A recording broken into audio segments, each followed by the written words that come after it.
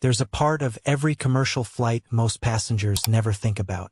Not the engines, not the wings, something quieter, something that works in silence about 11 kilometers above the ground. At cruise altitude, where modern jetliners spend most of their lives, the air outside the aircraft isn't just cold. It's chemically different. Ozone concentrations up there can be several times higher than what we breathe at sea level. And ozone at those concentrations isn't harmless. It irritates the respiratory system, causes headaches. It accelerates fatigue. For passengers on a 2-hour hop between cities, it barely matters. But for crews flying 6, 8, 10 hours a day across northern latitudes, it accumulates. The industry solved this problem decades ago with a deceptively simple device, an ozone converter.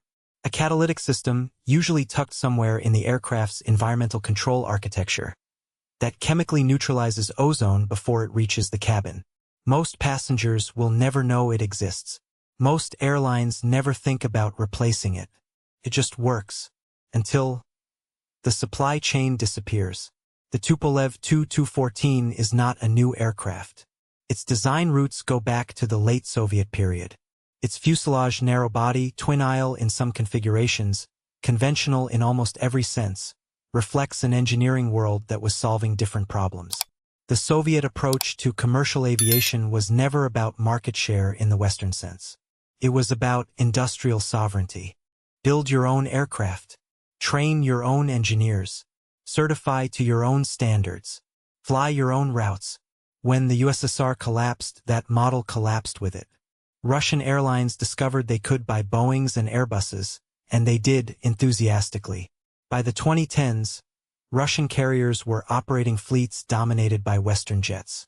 The Tu-214 never achieved the commercial scale its designers imagined. It was kept alive, in small numbers, mostly for government and special-purpose roles, but it was never the backbone of Russian civil aviation. That calculation changed completely in February 2022. Sanctions. Export controls. The withdrawal of Boeing and Airbus support.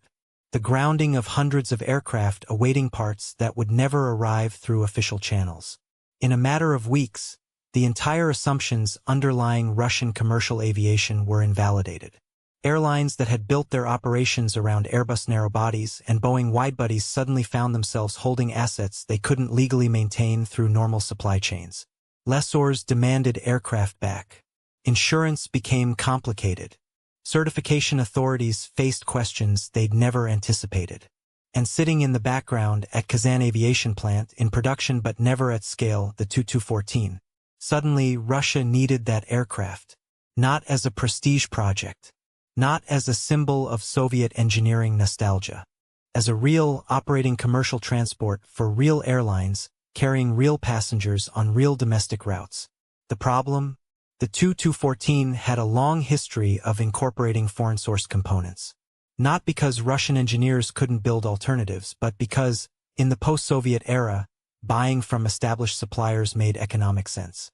Why develop a domestic ozone converter when a certified foreign unit is available, affordable, and proven? That logic worked perfectly, until it didn't. Let's slow down for a moment and understand why this particular component matters. The ozone converter isn't glamorous. It doesn't generate thrust. It doesn't navigate. It doesn't hold the aircraft together. But it sits at the intersection of three things that aviation cannot compromise on: crew health, passenger safety, regulatory certification. Here's how it works in practice. Bleed air, drawn from the engines or a dedicated auxiliary system, passes through the environmental control system before reaching the cabin. At altitude, that air carries ozone. The catalytic converter, typically using a precious metal coating, often palladium-based, breaks ozone molecules down into ordinary oxygen. The chemistry is well understood. The engineering challenge is maintaining catalytic efficiency across years of thermal cycling, ensuring the coating doesn't degrade on the active elements, and producing a unit that fits the existing system architecture without requiring major structural changes. That last point, the drop-in replacement requirement, is harder than it sounds. Aircraft systems are certified as integrated architectures. Swap one component for another, and the certification authority needs confidence the new unit behaves identically within the envelope of the overall system. That's not a formality. It's the reason aircraft are as safe as they are. The Crystal Design Bureau, which developed the Tu-214's new domestic ozone converter, faced exactly this challenge. Build a unit that works. Build it from components that are entirely domestically produced. Develop the catalytic coating process from scratch, or rebuild it from archived Soviet-era knowledge. And then certify it, not informally, not with exemptions or temporary waivers, with a full flight test campaign. They flew it on a Tu-214 flying laboratory aircraft, in northern latitudes specifically, where naturally elevated ozone concentrations provide a more demanding test environment.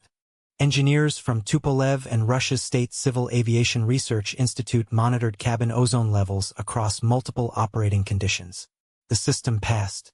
In an industry context, this is almost unremarkable. A component gets certified. The aircraft gets a new approved supplier.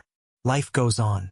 But in the context of what Russia is trying to do with the Tu-214 right now, this certification is a signal.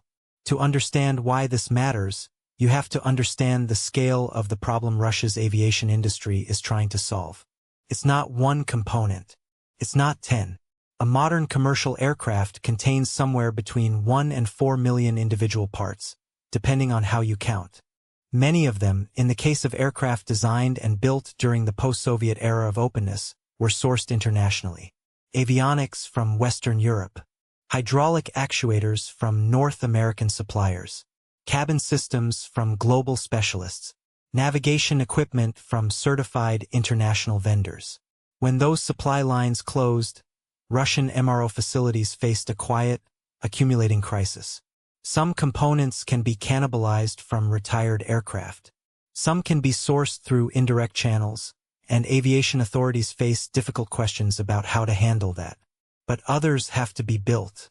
And building them means not just manufacturing the part, it means developing the knowledge, the process, the testing capability, and ultimately the certification pathway. That's a decade-long project for a complex aircraft program. Russia is trying to compress that timeline. The Tu-214 became the focal point of this effort for a fairly practical reason. It was already in production. It had an existing certification basis under Russian standards. Kazan Aviation Plant had retained the manufacturing knowledge.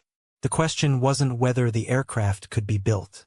It was whether it could be built to a specification that was fully independent of foreign supply chains. That meant a domestic avionics suite, which was certified last year in a major configuration update that also revised several onboard safety systems. Domestic structural components, domestic cabin systems, domestic environmental control equipment, and now a domestic ozone converter. Each of these certifications represents months of engineering work. Each one closes another gap in the aircraft's dependency profile. Here's something worth understanding about aerospace localization efforts. The West has done this too, just for different reasons with different resources and over longer timelines. When Airbus was established in the early 1970s, it was explicitly a strategic project, a European industrial response to American dominance in commercial aviation. It took decades. It required sustained government commitment. It involved enormous technical challenges. The result was a credible, globally competitive aircraft manufacturer that permanently changed the balance of the industry. Russia's localization program isn't a comparable project. The resources, market access, and ecosystem depth are different. But the underlying logic is recognizable: technological sovereignty, industrial capability, and reduced external dependency aren't just strategic preferences. They become operational necessities when external conditions change without warning. There's a dimension of this story that rarely gets discussed, even in informed aviation coverage. Certification. The word sounds bureaucratic. In reality, it's the backbone of commercial aviation safety. When a new component is introduced to a certified aircraft, the process isn't just technical. It's institutional. The manufacturer submits documentation. The design authority reviews the engineering data. Flight test programs are planned with specific test points, instrumentation requirements, safety protocols. In this case, the choice to test in northern latitudes wasn't arbitrary. Ozone concentrations in the lower stratosphere, where high-altitude commercial flights operate, aren't uniform across the globe. Polar and subpolar regions see significantly elevated levels, particularly during certain atmospheric conditions. Testing there means testing in a worst-case environment. If the converter performs correctly above Siberia in winter, you have meaningful confidence it will perform everywhere else. That's not a workaround. That's rigorous test methodology. Russia's State Civil Aviation Research Institute, known by its Russian acronym Goznaiga, has been the technical backbone of Soviet and Russian civil aviation certification for decades. Its engineers have overseen certification campaigns for every major Russian commercial aircraft program. Their involvement in the 2214 Ozone converter testing represents institutional continuity. The same framework that certified the original 2204 design in the 1990s is now certifying its domestic replacement components. That continuity matters, because it means the certification has genuine technical credibility within the Russian aviation regulatory system. Whether international operators or regulators would accept it is a separate question, and in the current geopolitical environment, probably not the priority. The priority is building an aircraft that can carry Russian passengers on Russian routes, maintained entirely within Russian industrial capacity. There's a detail in the certification announcement that's easy to miss but strategically significant. The development team didn't just build a converter. They established a domestic catalytic coating process for the converter's active elements. Why does that matter? Because the catalytic coating, the layer of precious metal on the converter's substrate, is where the chemistry actually happens. It's also a process technology. Developing it for the 2214 Ozone converter means Russia now has an industrial capability that can be applied to other programs, other aircraft, other systems, other catalytic applications. It's an example of how component-level certification programs can generate broader industrial capability if they're approached as knowledge-building projects, not just compliance exercises.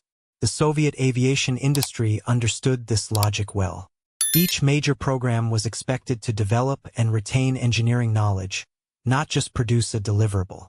That philosophy appears to be informing how Russia is approaching the current localization effort. The scale of what's required, though, shouldn't be understated.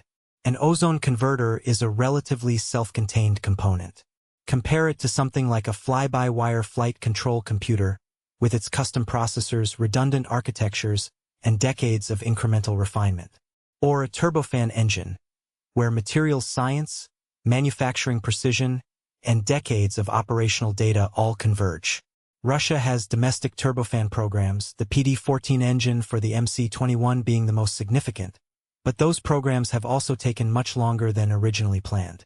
The 2214 uses the PS-90A engine, which is domestically produced and has a reasonably mature support infrastructure. But across the aircraft systems, the number of remaining foreign-sourced components, and the difficulty of replacing each one, varies enormously. An ozone converter can be certified in a focused flight test campaign.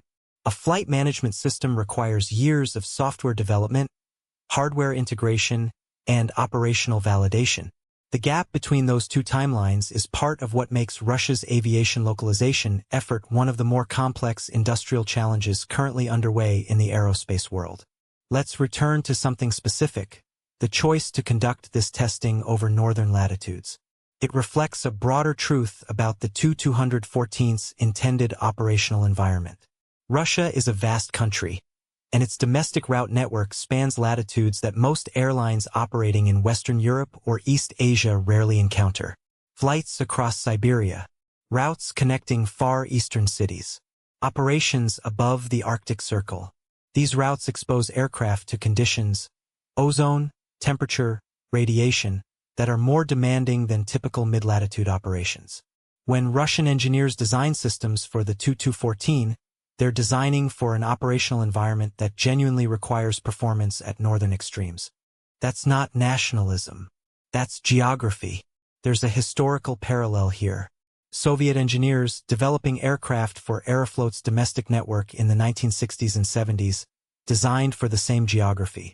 The Tupolev Tu-154, which became Aeroflot's workhorse, was designed specifically for operations at remote Soviet airports. Unprepared surfaces, limited infrastructure, extreme temperatures. The Tu-214 isn't the Tu-154. It's a more modern aircraft with different engineering assumptions. But the operational context, vast distances, northern routes, limited alternative infrastructure, is recognizable. Understanding that context helps explain why Russia is investing in domestic capability for aircraft like the Tu-214, rather than simply waiting for a new generation domestic narrowbody. The MC-21, Russia's newest domestic narrowbody, is a more sophisticated aircraft with higher performance potential, but its development timeline has been extended repeatedly by the same supply chain disruptions affecting the broader industry. The Tu-214 is available now, can be certified now, can fly now, and every domestic component certification makes that now more viable. Step back from the individual certification announcement and look at the sequence. Last year, a major configuration update to the Tu-214's avionics, introducing a fully domestic electronics suite. This year, the Ozone converter certification, completing another gap in the aircraft's domestic component profile. The pattern suggests a systematic program, working through the aircraft systems, component by component, certification by certification. Not everything can be done simultaneously. Resources are finite. Engineering teams have bandwidth limits. But the sequence suggests prioritization. Safety-critical systems first, environmental systems and cabin equipment next, operational refinements following. There's a question worth sitting with here. What does a successful Tu-214 localization program actually mean for Russia's aviation future? It doesn't mean Russia suddenly has a globally competitive narrow-body. The Tu-214 is not an aircraft that Lufthansa or Singapore Airlines would seriously consider acquiring. Its economics, its maintenance profile, its technological sophistication relative to current-generation Western aircraft, these are real constraints. But that's not the question Russia is asking right now. The question is whether Russian domestic aviation, connecting Russian cities, serving Russian passengers, can function independently of Western aerospace supply chains. That's a more achievable objective. And the Tu-214 localization program is one of the primary instruments of that objective. Zoom out further, and what emerges is a picture of a country attempting to reconstruct an entire industrial capability that was partially dismantled during the post-Soviet transition. The Soviet aviation industry was genuinely formidable. It produced aircraft in large numbers for a vast domestic market with minimal external dependency. The transition to market economics in the 1990s changed the incentive structure completely. Buying foreign aircraft was cheaper. Licensing foreign technology was faster. Maintaining Soviet-era production lines was expensive. Over time, the capability to manufacture certain components, and crucially, the knowledge embedded in the engineers who built them, atrophied. What Russia is doing now is in some ways a reconstruction project as much as a development project. Rebuilding manufacturing processes, retraining workforces, reestablishing supply chains, reconstructing certification pathways. The catalytic coating process for the Ozone converter is a small but genuine example of this. Some of that capability may have existed in Soviet-era research institutions, archived in documentation, preserved in institutional memory. Some of it had to be rebuilt from fundamental engineering principles. Both of those paths require investment in knowledge, not just capital. And knowledge building has a different timeline than capital deployment. You can build a factory in 2 years. Developing the expertise to operate that factory at world-class standard takes a decade. That gap between industrial infrastructure and operational expertise is one of the fundamental challenges facing Russia's aviation localization effort. One aspect of this story deserves specific emphasis because it's often underappreciated. The decision to conduct a proper flight test campaign, using a dedicated flying laboratory aircraft, with engineers from multiple institutions monitoring performance, in a demanding test environment, reflects something important about how Russia is approaching this program. There are shortcuts available.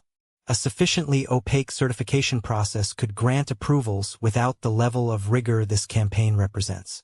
In an environment where the regulatory authority has full control and external scrutiny is limited, the temptation to accelerate approvals, to appear to move faster, is real.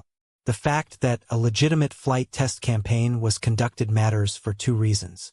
First, it means the certification has genuine technical backing. The converter actually works in the conditions it will encounter in service. That's good for passengers and crews. Second, it means the institutional capability to conduct rigorous certification testing is being maintained and applied. That institutional capability, the ability to design and execute proper flight test programs, is itself a strategic asset. An aviation industry that can't certify its own components rigorously is an aviation industry that can't be trusted. Here's the thing about ozone converters. They don't make news when they work. They never make headlines when a flight crew spends 12 hours at altitude without headaches or respiratory irritation. The system works. Nobody knows it's there. Nobody needs to know.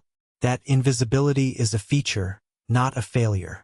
And in a way, the certification of this particular component, this small, catalytic, unremarkable device, captures something important about what Russia is trying to do with the Tu-214. Not to build the world's most advanced aircraft. Not to compete with the A320neo or the 737 MAX. To build an aircraft that works. Reliably. Domestically. Independently. Every component that gets certified, every gap that gets closed, every foreign source part that gets a domestic alternative, brings that objective incrementally closer. The Tu-214 will never be the most elegant narrowbody in the air. Russia's experience, disruptive, costly, and unfinished, is an extreme case study in what happens when that tension resolves suddenly, without warning, in one direction. It offers a lesson for anyone watching. Capability, once lost, is extraordinarily difficult to rebuild. And the air inside a pressurized cabin, clean, filtered, safe, doesn't come from nowhere. It comes from decades of engineering knowledge, accumulated piece by piece, certified test by test. The Tu-214 is, in its way, a portrait of that process. Slow, unglamorous, absolutely necessary. The Tu-214 domestic certification program is ongoing. Further component localizations are expected across avionics, structural, and cabin systems through the decade.